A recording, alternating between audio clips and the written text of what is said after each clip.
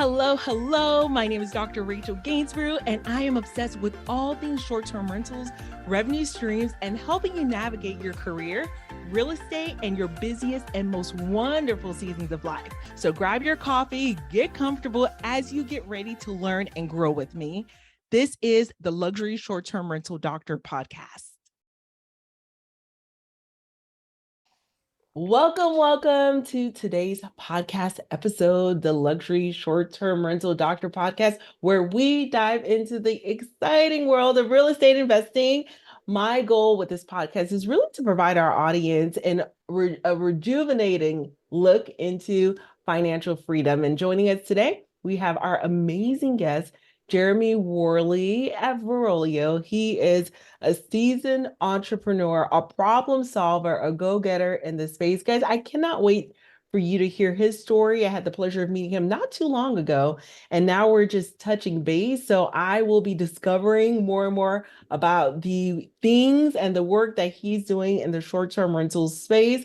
I cannot wait for you to meet him as well. So Jeramie, let's go ahead and dive in. Could you tell us a little bit about yourself and introduce yourself to the people? Sure. Yeah, my background is in real estate. I got my real estate license in 2006, and I had moved from California where I was just putting to bed a creative career. I was an actor. I had an agent, a manager, and I actually had moved to Branson, Missouri to be an entertainer with my wife. And we had actually met in the theater department at Mizzou, the University of Missouri. And so it was a beautiful Shakespearean play called Midsummer Night's Dream. And we always look back on that show as something very special. But we landed back in Missouri after spending all of our money on gas, groceries, and rent in California at that time, around 2006. So, we didn't have a ton of funds, and real estate was the only thing that I ever had a passion for. In fact, at early 20s, I had flipped a couple homes, and that gave us the nest egg to go out to Los Angeles and pursue that creative career. So real estate has always been the thing that has funded everything else that I've wanted to achieve in my life. And so I found myself in 2006 coming back to Branson, Missouri, in this second home market, and getting a real estate license, learning that real estate learning curve. It takes about 18 months to really learn how to work with buyers, sellers, market homes, understand the transactions. And then 2008 hit. It was just the worst environment for a real estate agent, especially one that had to feed a family that had one kid on the ground and a wife that was pregnant with kid number two. She was funding the whole enterprise, the whole entrepreneurial enterprise, and she lost her job and was trying to get me to get out of real estate and get a regular job, which I couldn't do because I am psychologically unemployable. And so I just decided to do the best I could. I took a second job and lost that as well, and found myself in a desperate, absolute need to feed my family. And I was also selling second homes at the time. So when people weren't even buying first homes. And so this was, again, before Airbnb, and there was no data at all. So if I sold a property to somebody, I begged them to let me use their tax returns to show the next person and actually I got all my clients talking to each other because they're like, Jeramie says that this 5-bedroom short-term rental can earn like 40,000 a year, and we don't believe him.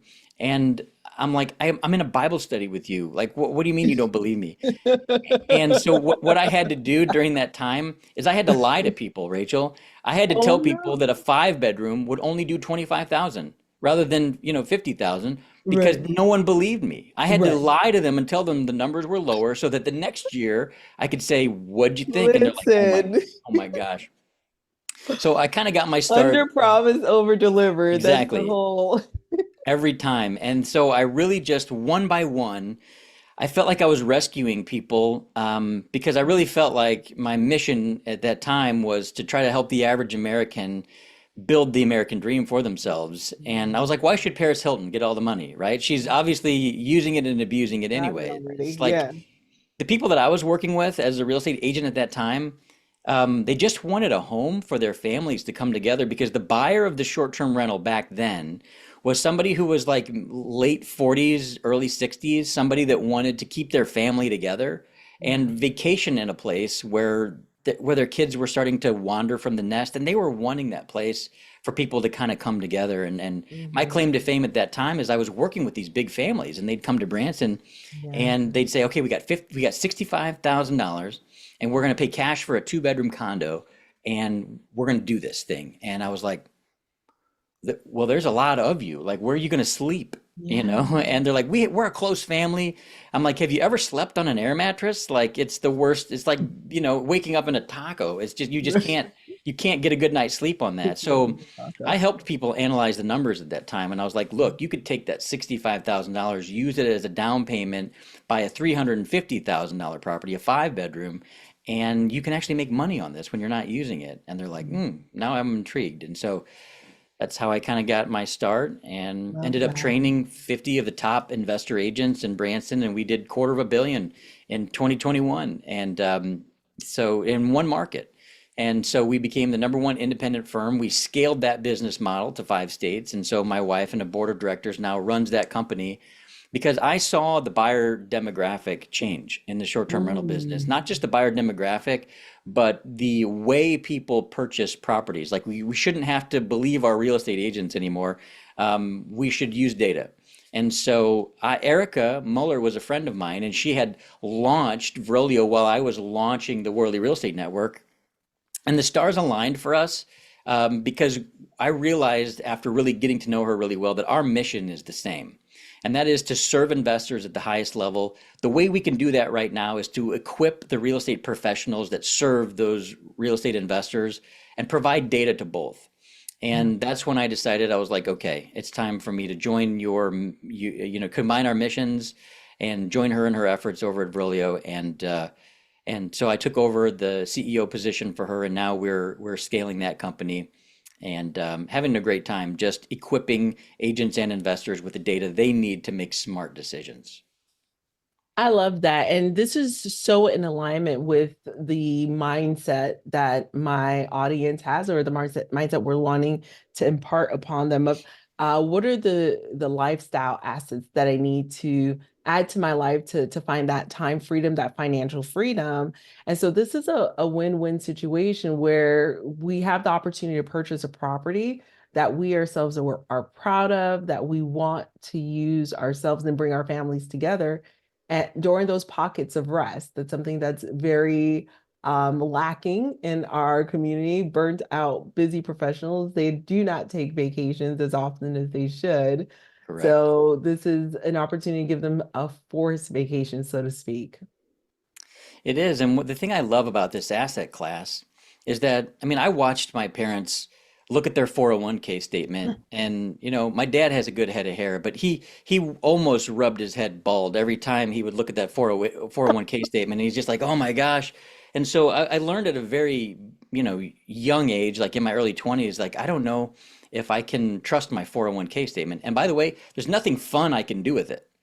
But if I own an asset that's a lifestyle asset that I can actually take my family there a couple times per year and actually nurture the most important relationships in my life, then I've actually done something worthwhile. I'm making money and sewing into my family at the same time. And I Mm, think really that's what drew me into the short-term rental business to begin with, was knowing that it was a way for families to come together and do things that they never had the opportunity to do, whether it's just stay at the property or bring a college kid in to learn to manage the properties. I mean, my daughter's 18 right now, and she's looking, and I told her, I said, you're going to have to go get a job before you come work for me. I need you to go work at a job, work there for 6 months. I want it to have good systems. I want it to be a place that is equipped to teach you how to make your boss happy, how to make the customer happy. And then once you learn all of that, come work with me and we'll teach you how to manage a short-term rental.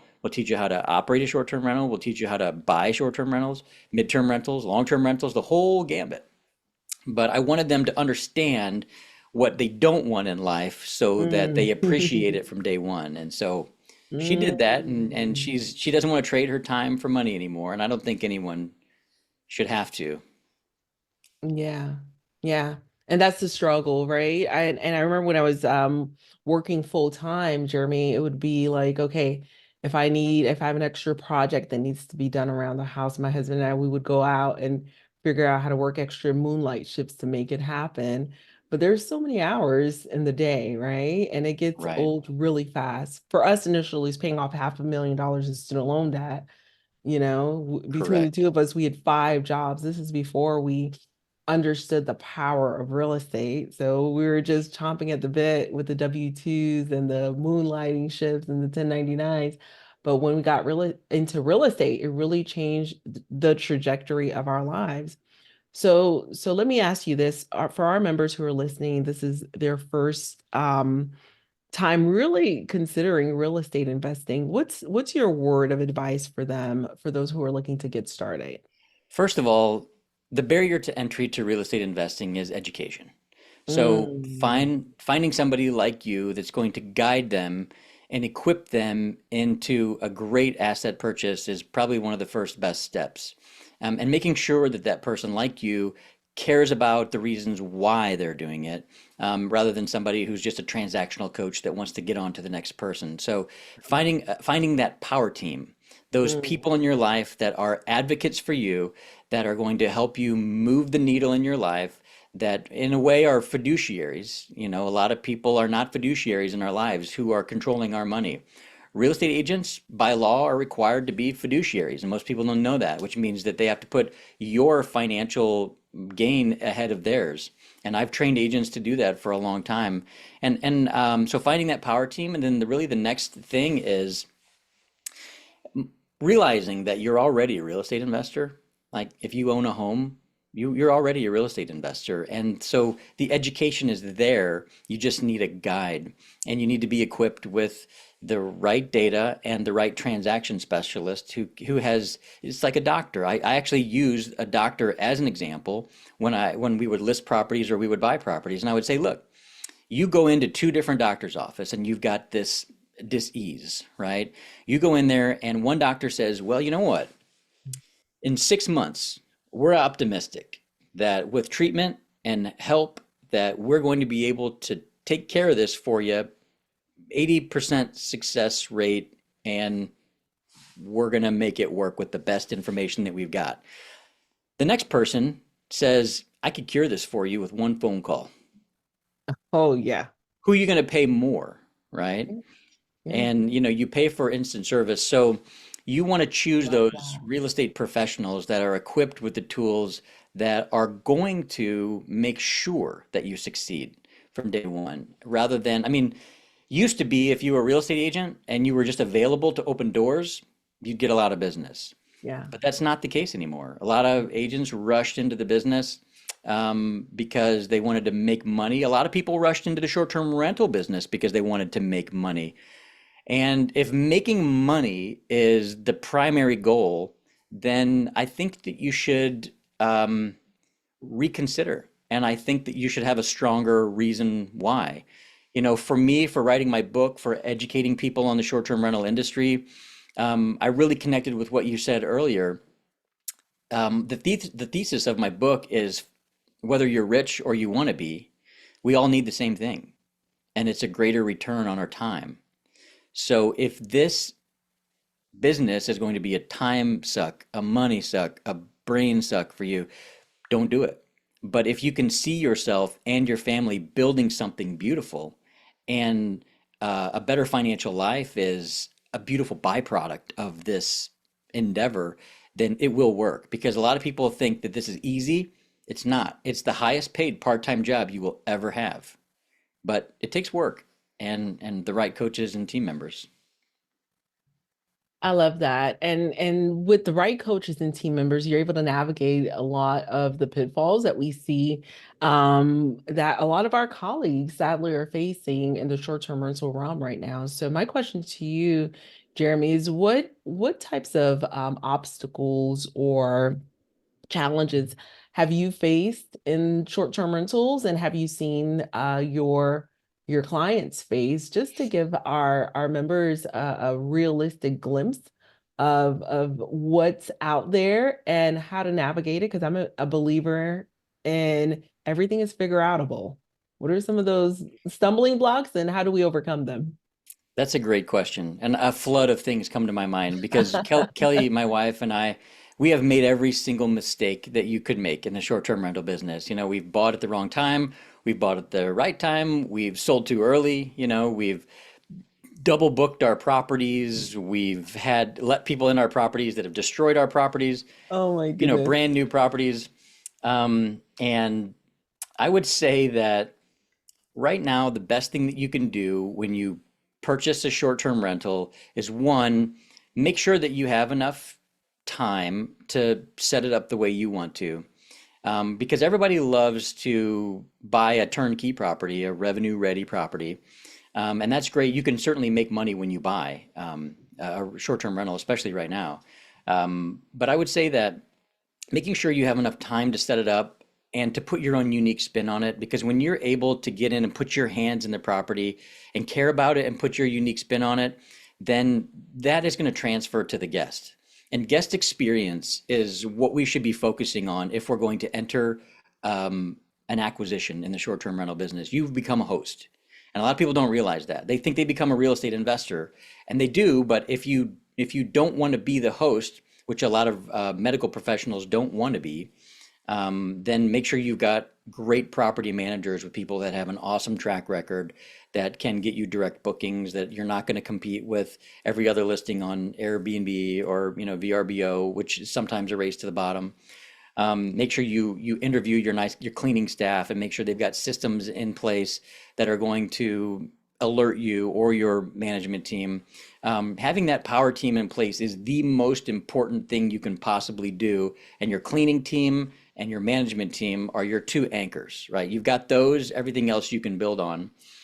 But I would say that the two biggest mistakes you could make is one, not making money when you buy, and not having a great exit strategy, and not having your power team. And I will also put an asterisk by making money when you buy, because another key element in my book that I realized early in the short-term rental asset class is that a lot, because we had no inventory, if you're in a market where there's limited inventory, chances are you're not going to get a deal, but you might find an opportunity. Anybody that purchased new construction from 2014 to 2019 made money, right? And they did so because there was no inventory. Builders were charging whatever prices they wanted to charge. They could put whatever terms in the contract that they could put in the contract, because we all wanted new construction. In fact, the guests wanted new construction. Everybody loves a nice clean mattress, a nice beautiful property that just pops with wow factor. Um, Now everything has shifted back to more of a buyer's market. So buyers now they don't have to carry the construction loans anymore like they used to. They can now make deals, and having adequate data, which is another reason why I moved into Vrolio, because here's a use case. So my wife is a subscriber to the Vrolio tool, and she specifically had somebody who came into town and they said, I want to be in a well-established area that has great rental history, great track record, but I'm looking for a deal. I want a discount. So we were able to go to the map-based search and we were able to find a low-performing property in an area that generally produces, you know, has generally the entire neighborhood has high earnings potential. And so my wife, Kelly, was able to find a great deal for her buyers. She was able to sell an $800,000 house. The buyers of that house now have a little margin in there to be able to put their unique spin on it and to become emotionally involved with the property, do the things that they needed to do to be able to take their revenue from, you know, here to here, and everybody wins. So having the right data and the right people that are willing to listen to you is a great opportunity. Sometimes we're looking for an opportunity, not a deal. But I think now the way the market conditions are, people can start to find deals, because here's the cool thing. For the first time in history, we've been able to watch the birth of a new asset class with short-term rentals. We've watched it pop out of the ground. We've watched it wear diapers. We've watched Yeah. it, you know, toddle around. and we've watched it grow in maturity. We've watched it get hair on its body in awkward places. And now it's this weird adolescent. And that's what the short term rental industry is right now. It's in its adolescent phase. And we're seeing a consolidation where this industry is trying to figure out what its identity is. And once it becomes a 20-year-old kid that decides that it wants to, continue to serve the people that helped get it to where it is, and that's families that want to stay together, grow together, and not just hotels. I think a huge problem with the short-term rental industry is that we've become like hotels, and we've had to because of the downward pressure that the lobbyists in the hotel industry have placed on the individual owners. Mm, However, we serve a niche that the hotel industry cannot serve and will not serve. And I think we have to realize just how unique and special we are. And if we double mhm, down on the uniqueness of each property and the way that each person serves those guests when they come in and focus on good human relationships rather than transactions, I think that's what's going to just make this industry blossom. Because I don't know about you, but staying in a hotel isn't always the most favorable experience for a family of 4 to 5. You yeah, know, it's not a vacation, it's an activity. yeah. Mom and dad need time to recharge on vacation so they can sow into the lives of their kids and slow down and watch what their kids are doing, listen to what their kids are saying. This is the time when they're supposed to be doing that. And you can't if you're all stressed out. But when people can spread out and you Hmm. can get a little bit of margin, Hmm. I don't see an end to the short-term rental industry. I see a consolidation and I see a maturing. And I see leaders that are going to emerge, and I see a ton of opportunities for people who want to continue to purchase, create, and sow.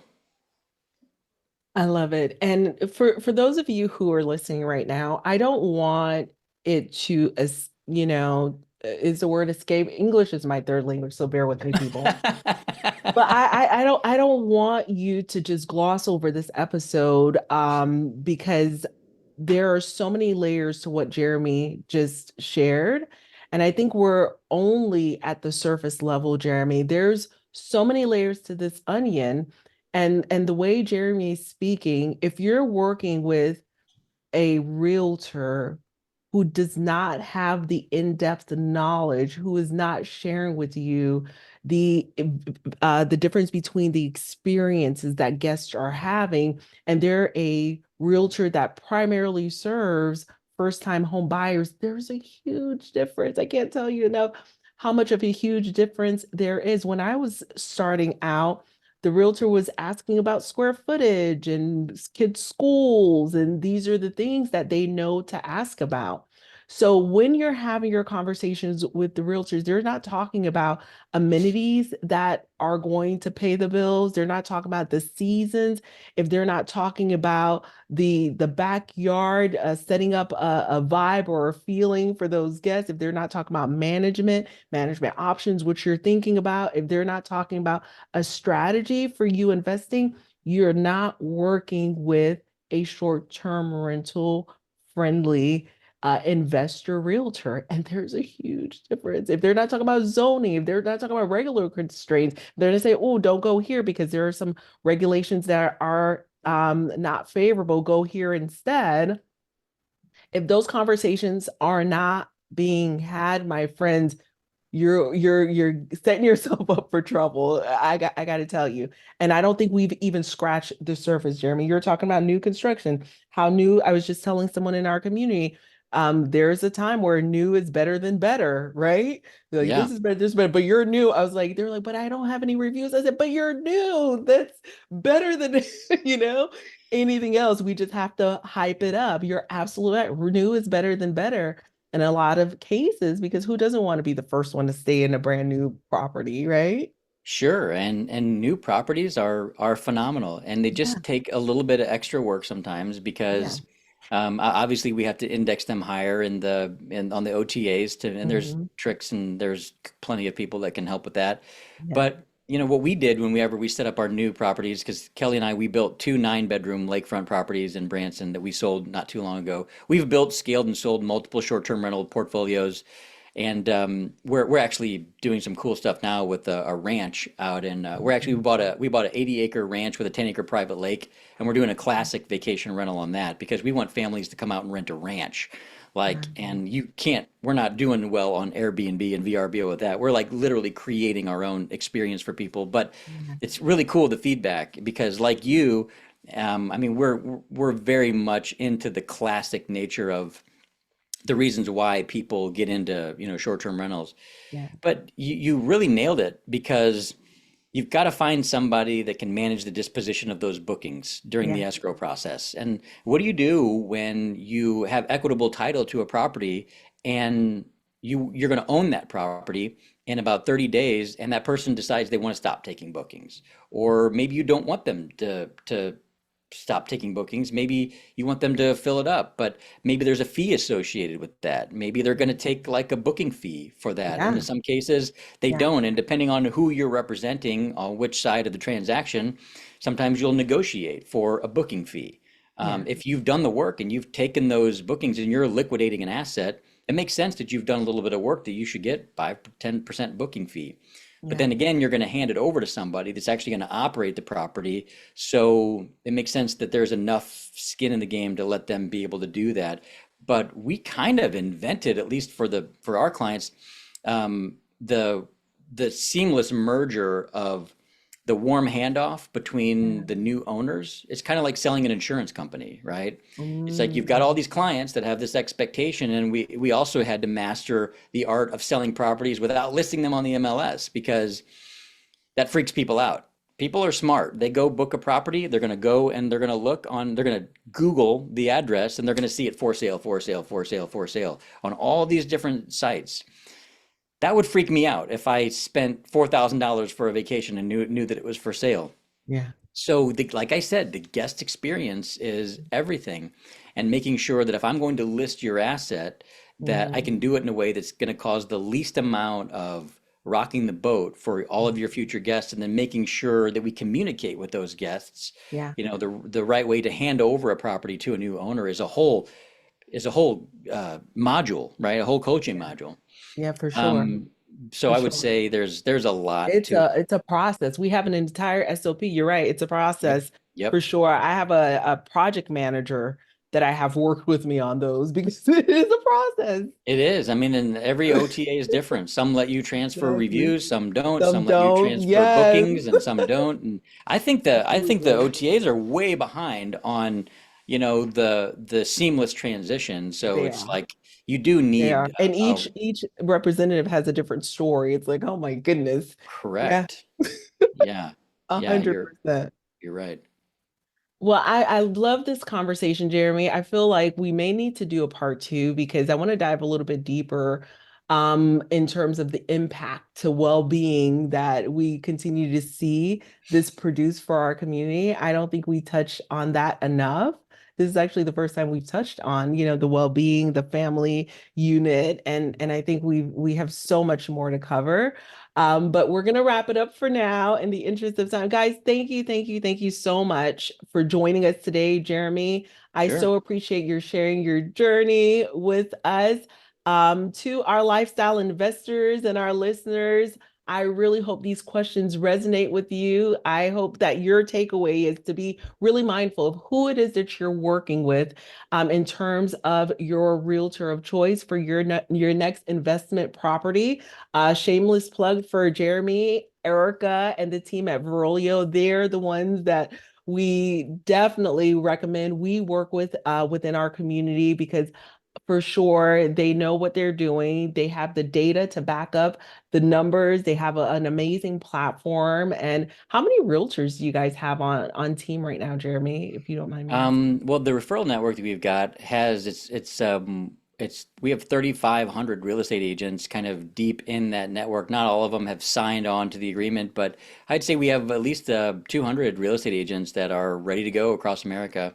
And then, of course, we've got them equipped with the Vrolio software, which really is a way of advocating for our clients to make sure that the person who's buying that property knows everything they need to know to make a good buying decision. And really, that's the best place to start. It's how you create raving fans.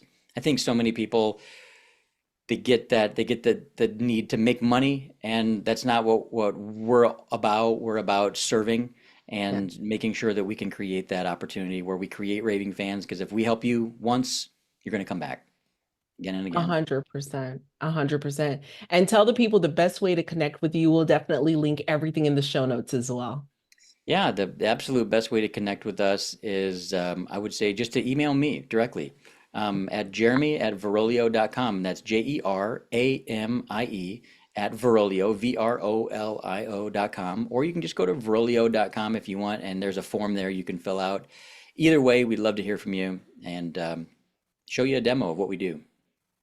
Awesome. Jeramie, it's been an absolute pleasure to invite you on the show today. Thank you. Thank you. And let's connect for part two for sure. Sounds good, Rachel. All right.